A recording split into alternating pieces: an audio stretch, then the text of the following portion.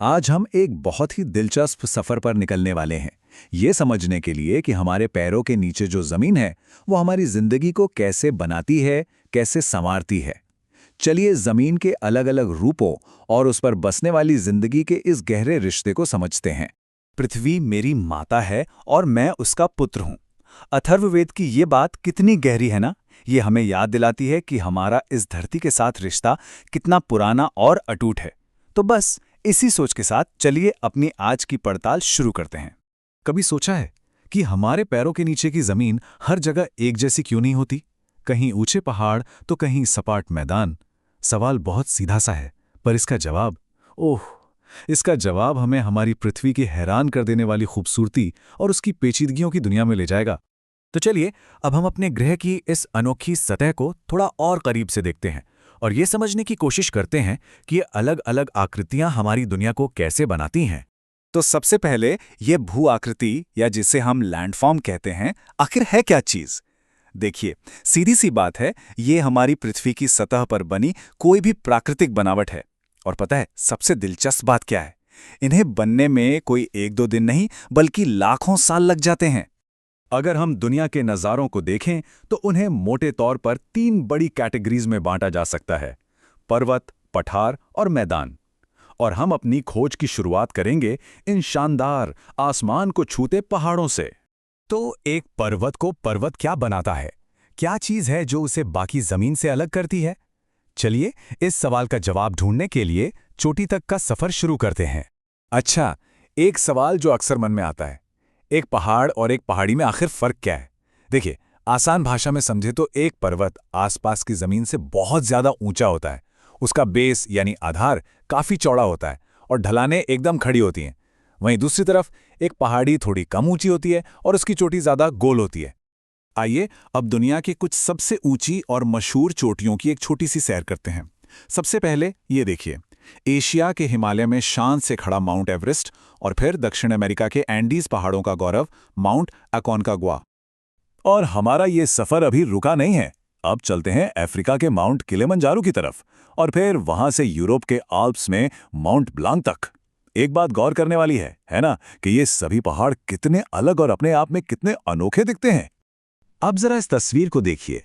ये इन सभी मशहूर पहाड़ों को एक साथ रखकर दिखाती है, जिससे हमें उनकी ऊंचाई का एक अंदाजा मिलता है।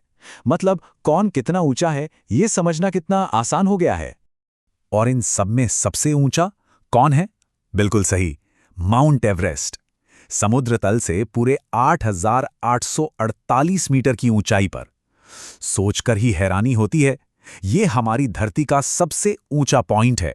इतनी ज्यादा ऊंचाई तो सवाल उठता है कि क्या वहां जिंदगी मुमकिन है, और अगर है तो कैसे होती है। चलिए अब पहाड़ों के इस अनोखे माहौल को और करीब से जानते हैं। अगर हम पहाड़ों पर चढ़ना शुरू करें तो नीचे हमें चीड़ और देवदार जैसे पेड़ों के घने जंगल मिलेंगे। लेकिन जैसे जैसे हम और ऊपर जाते हैं, पेड़ पौधे छोटे होते जाते हैं और एक वक्त आता है जब सिर्फ काई और लाइकेन जैसी चीजें ही दिखती हैं। और हाँ, ये इलाका हिमतेंदुए, सुनहरे बाज और याक जैसे कई अद्भुत जानवरों का घर भी है।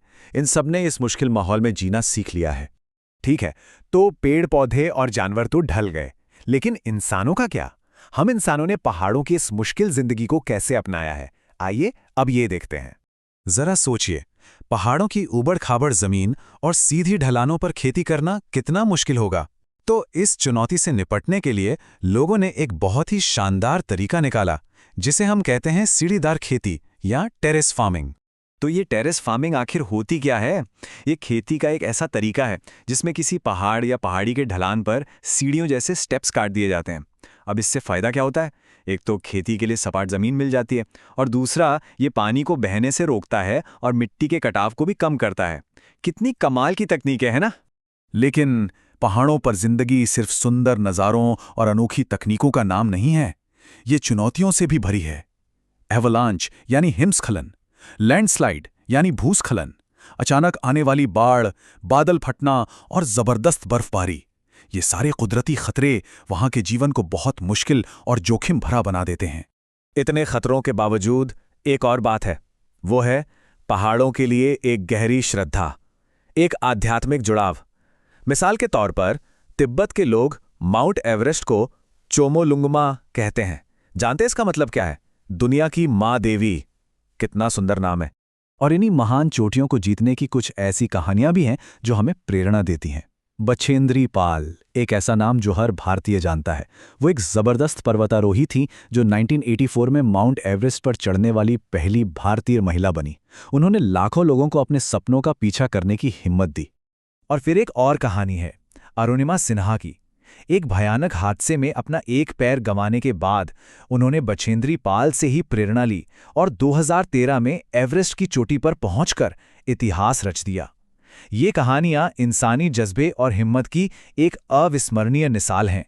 तो हमने पहाड़ों की ऊंची नुकीली चोटियों के बारे में तो जान लिया, लेकिन क्या ऊंची जमीन हमेशा नुकीली ही होती है? नहीं। चलिए अब एक और तरह की ऊंची भूआकृति को देखते हैं, पठार, जिन्हें अक्सर दुनिया की छत भी कहा जाता है। तो पठार क्या है? कल्पना कीजिए एक बहुत बड़ी ऊंची मेज की। पठार कुछ वैसा ही होता है।